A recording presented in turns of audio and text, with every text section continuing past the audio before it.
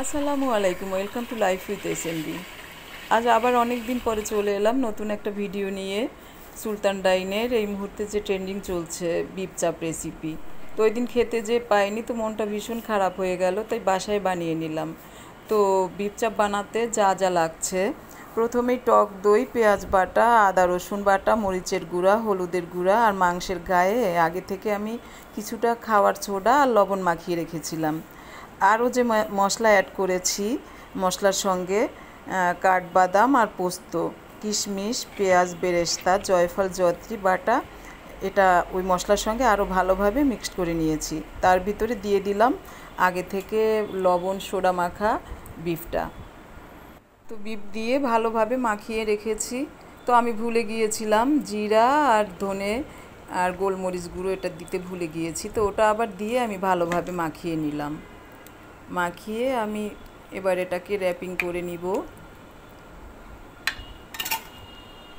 Wrapping করে overnight আমি এটা নর্মাল ফ্রিজে রেখে দিচ্ছি।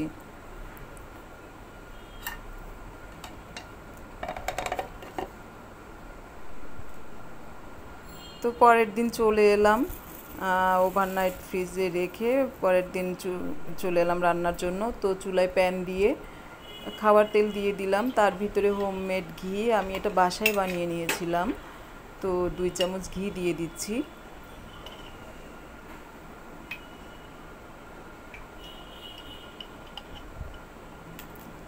ঘিটা গরম হয়ে মেল্ট হয়ে গেলে ভিতরে আমি দিয়ে দিচ্ছি একে একে সব মশলা।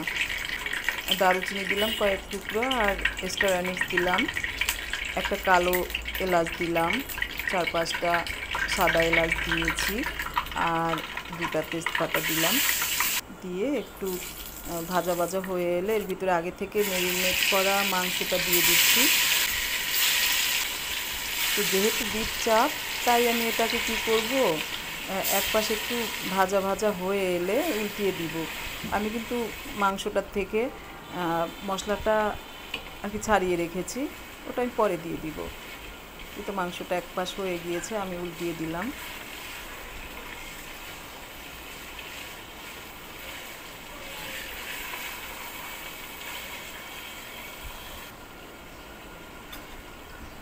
এই পর্যায়ে আমি রেখে দেওয়া মশলাটা দিয়ে দিচ্ছি, দিয়ে একটু নেড়ে চেড়ে আমি এটাকে কিছুক্ষণ ঢেকে রেখে দিব।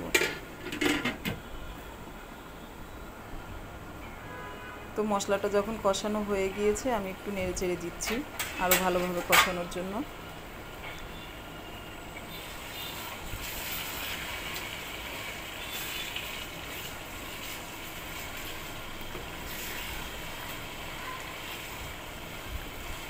এই মুহূর্তে যে কী সুন্দর একটা ঘ্রাণ বেরিয়েছে, তে কী বলবো, এটা তো আপনারা পাচ্ছেন না, আমি পাচ্ছি। আমার সারা ঘর মৌ মৌ করছে ঘ্রাণে, কী বলবো, অসাধারণ একটা ঘ্রাণ ছিল, মনে হচ্ছে এখনই খেয়ে নিই। তো কাঁচা খাওয়া যাবে না। তো যাই হোক, মশলাটা যখন কষানো হয়ে গিয়েছে, আমি গরম পানি মশলার বাটিতেই একটু ধুয়ে দিয়ে দিলাম, দিয়ে একটু নেড়ে চেড়ে ঢেকে দিলাম যতক্ষণ না রান্না হচ্ছে। তো আমার রান্না হয়ে এসেছে, এই পর্যায়ে আমি আরও কিছু মশলা অ্যাড করব।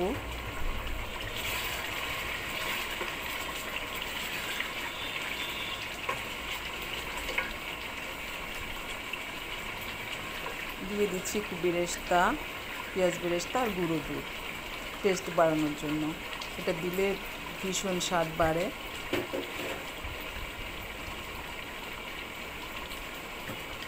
এরপর একটু গরম মশলা দিয়ে দিলাম,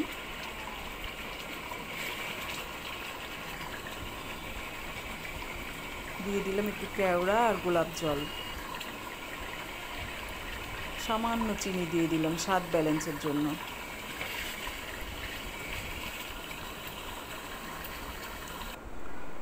সামান্য ঘি দিয়ে আর একটু ফুটিয়ে নিলাম।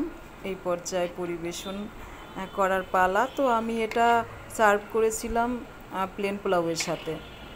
তো খেতে অসাধারণ হয়েছিল, বলার কোনো ভাষা নেই, কি বলবো, ভীষণ মজা হয়েছিল। তো আলহামদুলিল্লাহ, কেউ করতে চাইলে। আর আমি এই যে উপর দিয়ে চিলি ফ্লেক্স দিয়ে দিলাম, কারণ এটা একটু ঝালঝালি হয়, আর বিফ চাপে চিলি ফ্লেক্সটা দেয় ওরা, তো আমি দিয়ে দিয়েছি। এই তো আমি লোভ সামলাতে না পেরে খেয়ে নিলাম। তো আজ এই পর্যন্ত, আল্লাহ হাফেজ।